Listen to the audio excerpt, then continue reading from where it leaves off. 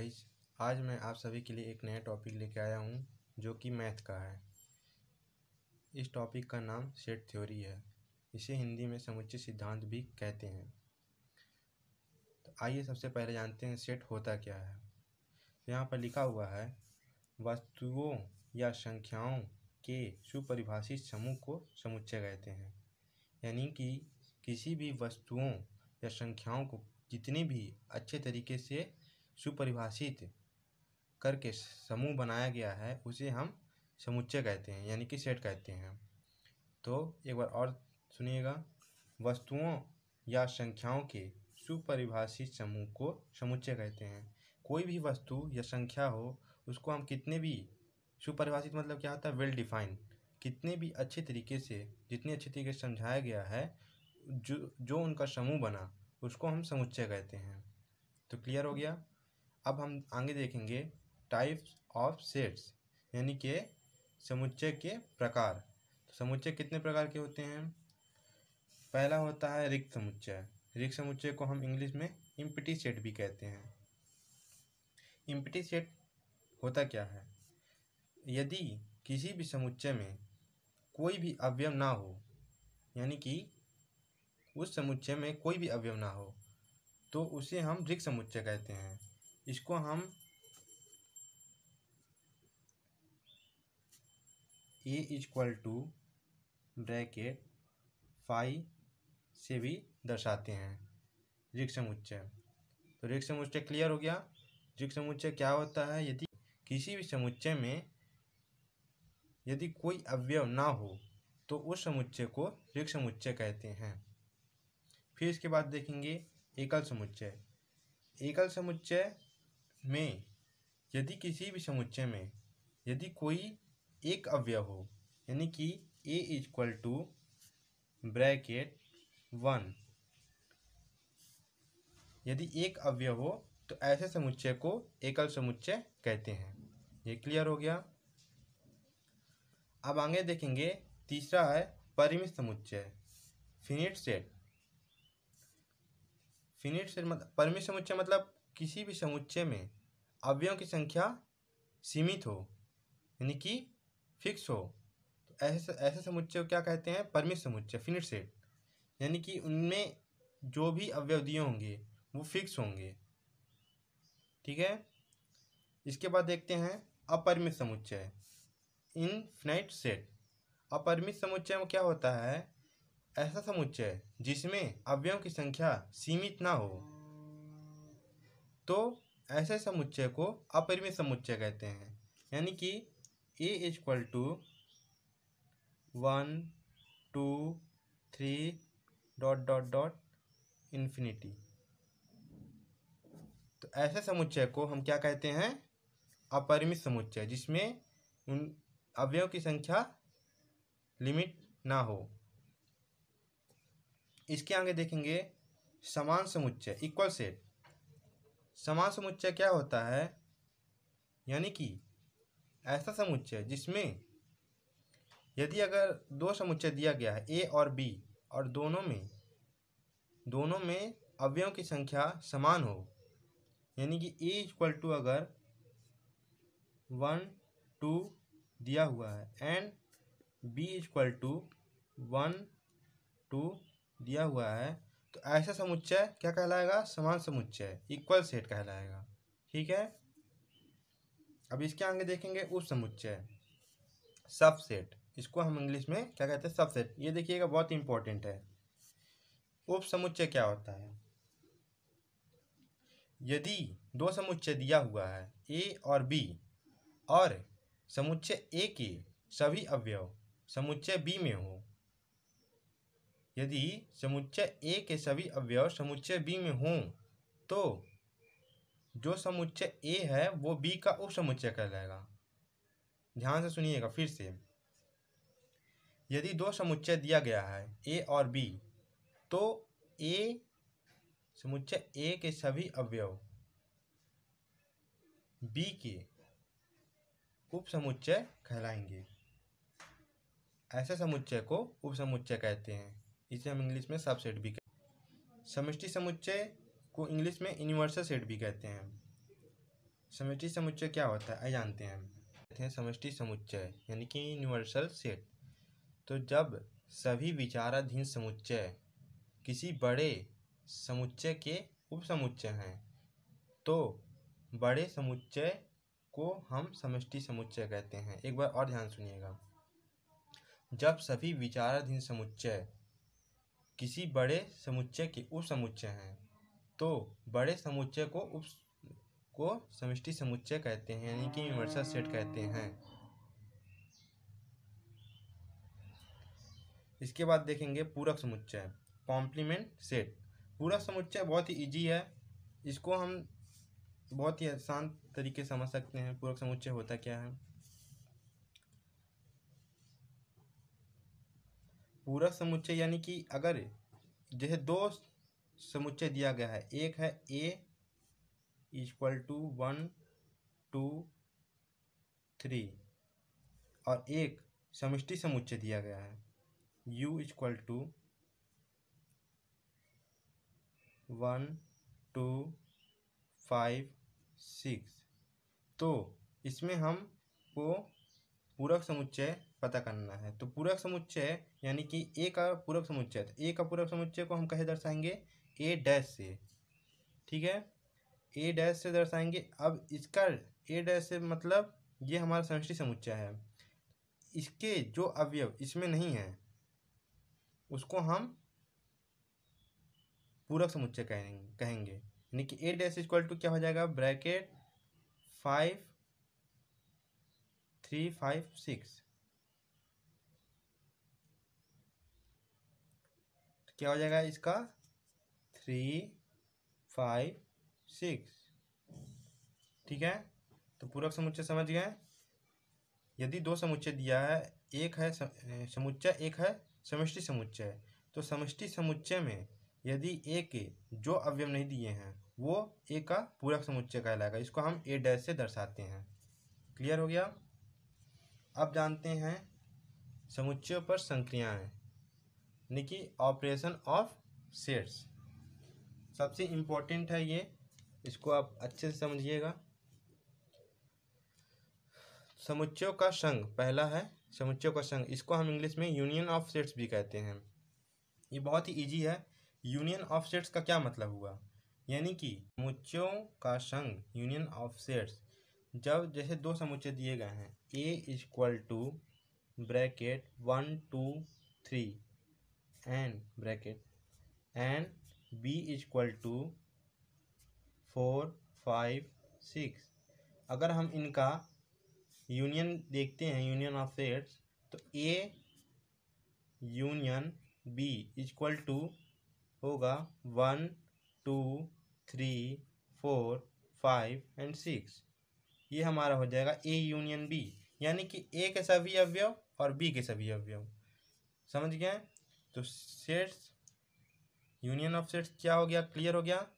यानी कि जब दो समुच्चय दिए गए हों तो ए के भी सभी अवयव और बी के भी सभी अवयव अगर साथ में हो तो इनको यूनियन ऑफ सेट्स कहेंगे, ठीक है। अब देखते हैं समुच्चयों का सर्वनिष्ठ, इंटरसेक्शन ऑफ सेट्स।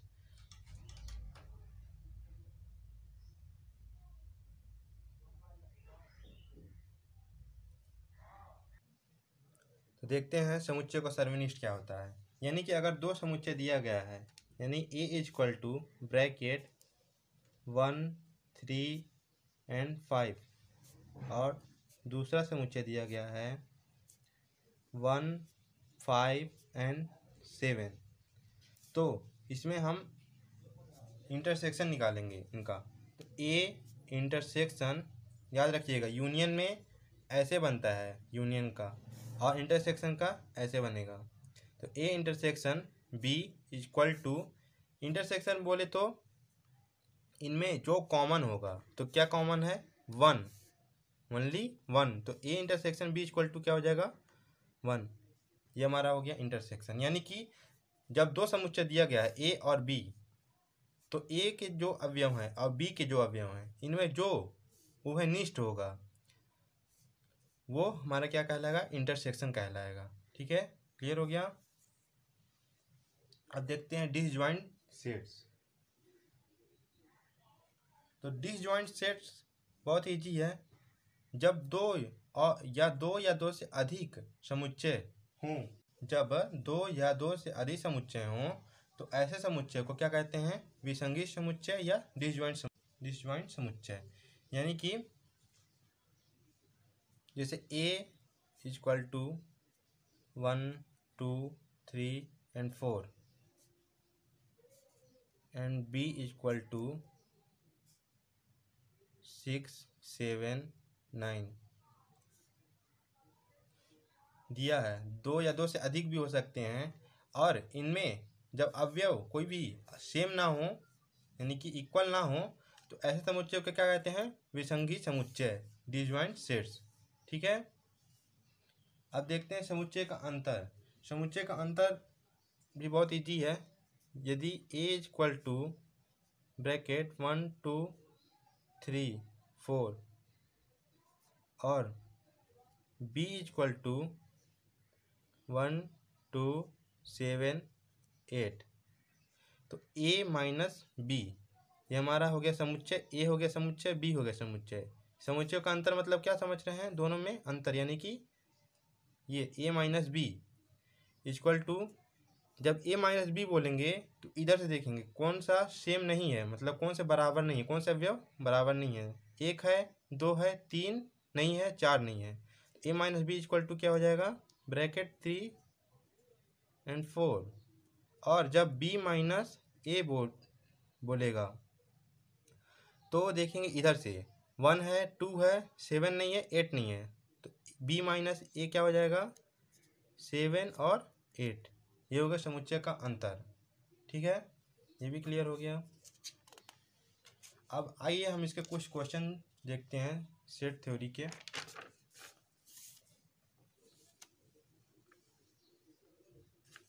पहला क्वेश्चन है, यदि समुच्चय A equal to 1 2 3 and B equal to 3 4 तथा C इक्वल टू 4 5 6 हो तो A यूनियन, बताया था ना यूनियन का ऐसा होता है, A union bracket B intersection C का मान होगा।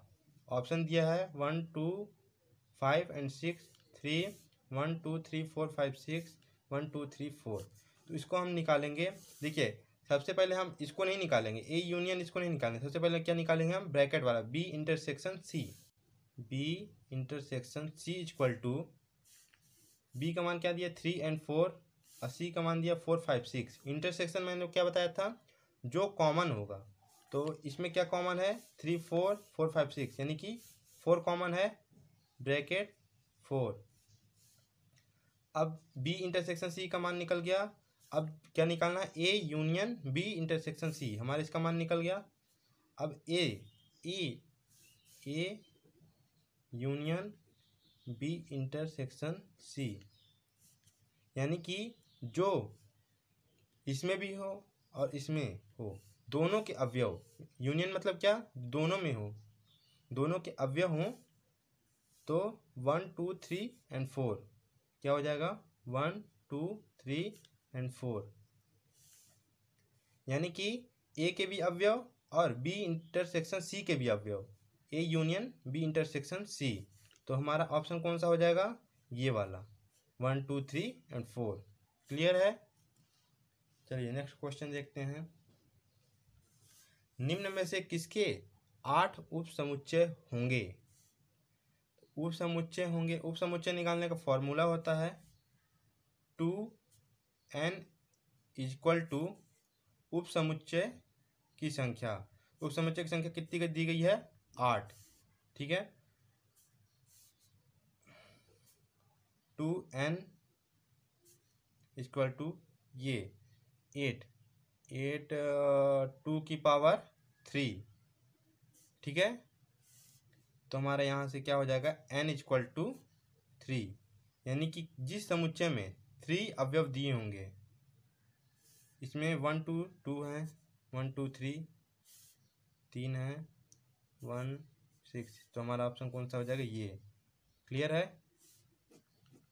अवयव की संख्या, ये n क्या है? अवयव की संख्या। ऑप्शन हो जाएगा बी नंबर। एक और क्वेश्चन देखते हैं। ये बहुत ही इंपॉर्टेंट क्वेश्चन है, इसको ध्यान से देखिएगा। एक समिति में 50 व्यक्ति हिंदी बोलते हैं तथा 20 व्यक्ति बंगाली बोलते हैं। दोनों भाषाओं में से कम एक भाषा बोलने वाले व्यक्ति की संख्या है, जबकि 10 व्यक्ति हिंदी व बंगाली दोनों बोलते हैं। ठीक है, तो इसको हम देखेंगे। हिंदी बोलने वाले व्यक्तियों की संख्या यानी कि नंबर ऑफ एच कितनी दी गई है? 50।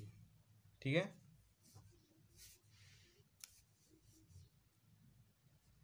और बंगाली बोलने वाली व्यक्तियों की संख्या यानी कि number of B equal to 20। और लास्ट में क्या बोला है? जब 10 व्यक्ति हिंदी व बंगाली बोलते हैं, यानी कि दोनों बोलते हैं। दोनों बोलते हैं मतलब क्या हुआ? ये कॉमन है। कॉमन है तो मतलब क्या हुआ? इंटरसेक्शन। ठीक है, तो नंबर ऑफ एच इंटरसेक्शन का ऐसे बनता है बी इक्वल टू 10 दिया गया है। हमको निकालना क्या है? दोनों भाषाओं में से कम एक भाषा बोलने वाले व्यक्तियों की संख्या, यानी कि number of H union B. इसका हमारा एक फॉर्मूला होता है, number of H plus number of B minus number of H intersection B. Number of H की वैल्यू कितनी दी गई है? 50। नंबर ऑफ बी की वैल्यू कितनी दी गई? 20। And number of H intersection की बी की वैल्यू कितनी दी गई है? 10। ये हो जाएगा 70 माइनस 10 इक्वल टू 60। हमारा ऑप्शन में हो जाएगा ये 60, बी नंबर। ठीक है, आइए चलते हैं नेक्स्ट क्वेश्चन में। ये भी क्वेश्चन इंपॉर्टेंट है, इसको भी ध्यान से देखिएगा। संलग्न आरेख में छायांकित भाग दर्शाता है। ये हमारा आरेख दिया गया है, इसमें छायांकित भाग क्या दर्शाता है? A union A dash, you या ए डैश या ए इंटरसेक्शन ए डैश।